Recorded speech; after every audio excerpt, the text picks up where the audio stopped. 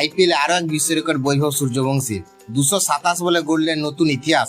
বন্ধুরা, আপনারা যদি দেখতে চান কি রেকর্ড গুলো বৈভব সূর্যবংশী, তাই ভিডিওটি শেষ অবধি দেখতে হবে। চ্যানেলটিকে সাবস্ক্রাইব করে একটা লাইক দিতে হবে এবং নোটিফিকেশন বেল আইকন দাবাতে হবে। 2026 আইপিএল মরশুমে আবারও শিরোনামে উঠে এলেন রাজস্থান রয়্যালসের 15 বছর বয়সী তরুণ ব্যাটার বৈভব সূর্যবংশী। লখনৌ সুপার জায়ান্টের বিরুদ্ধে ম্যাচে তার ব্যাট খুব একটা গর্জে ওঠেনি।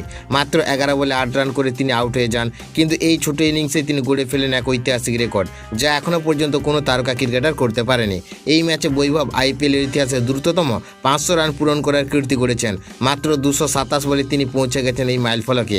এর আগে এই রেকর্ড গ্লেন ম্যাক্সওয়েলের দখলে, তিনি 260 বলে 500 রান করেছিলেন।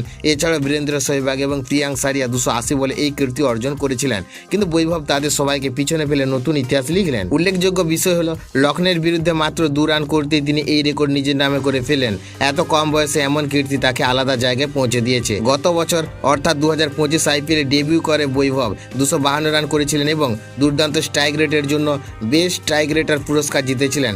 আর 2026 মরশুমে তিনি আরও ভয়ঙ্কর হয়ে উঠেছেন। প্রায় 240 স্ট্রাইক রেটে ব্যাট করছেন এবং 7 ম্যাচে করেছেন 254 রান। অন্যদিকে এই ম্যাচে রাজস্থান রয়্যালস 40 রানে জয় পায়। 160 রানের লক্ষ্য তাড়া করতে নেমে লখনৌ মাত্র 119 রানে অল আউট হয়ে যায়।